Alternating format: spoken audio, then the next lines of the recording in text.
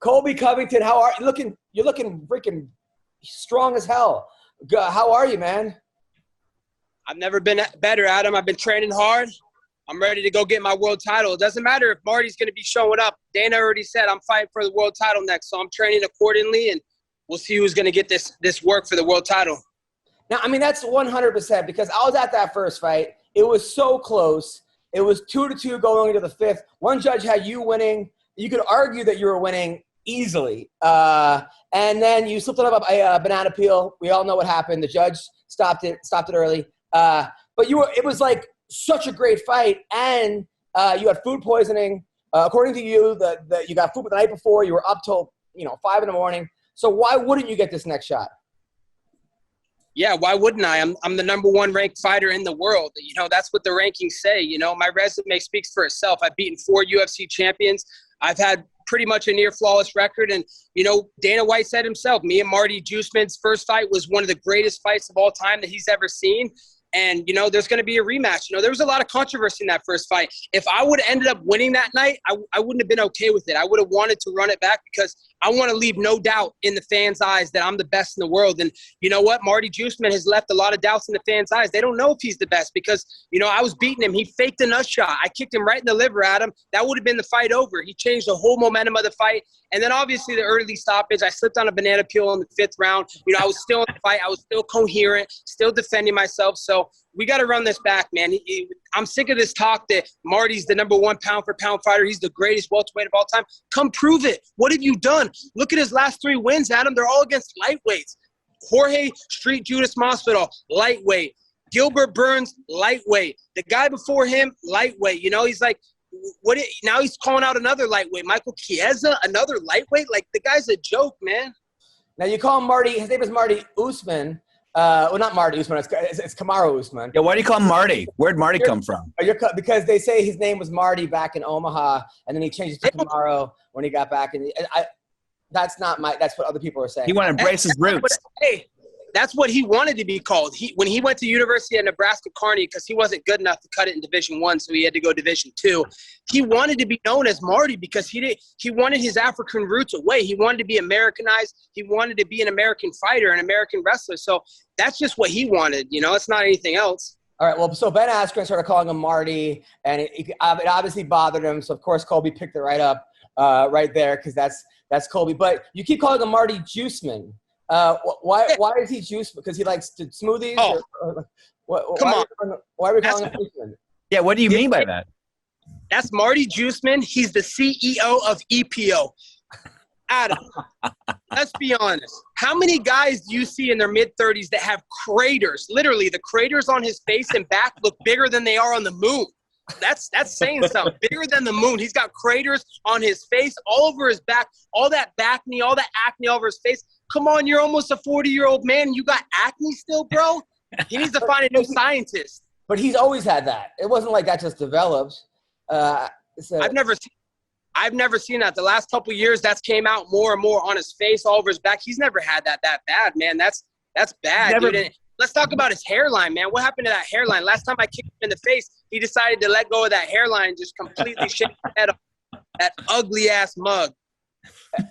I understand. I honestly think that the fight that everybody wants to see, it was so close. You guys match up so well together. You both have amazing cardio. Both have great striking. Both have insane wrestling. Now, you said in the past, this time you would rather wrestle him more, get him tired, right? Yeah, definitely.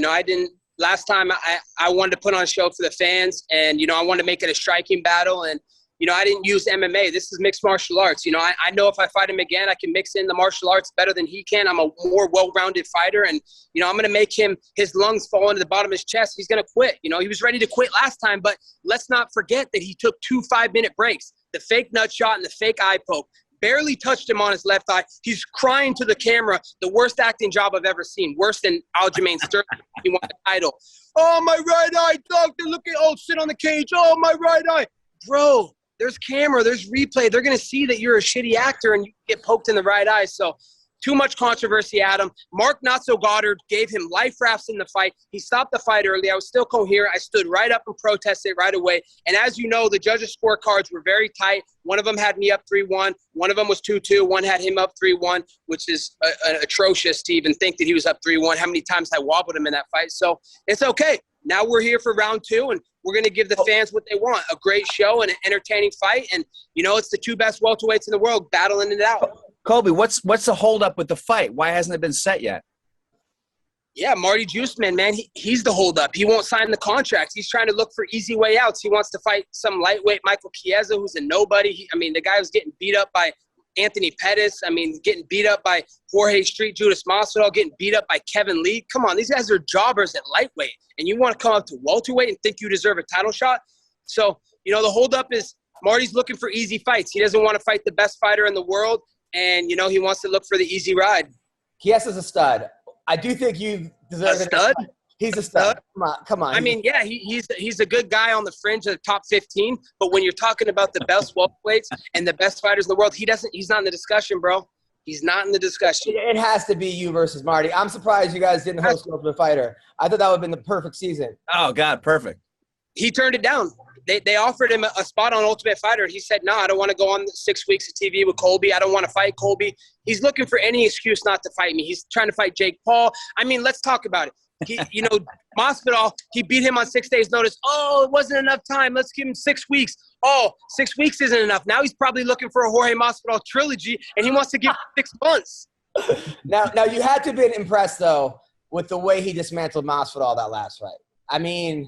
Nobody's ever knocked Masvidal out. He was able to do it.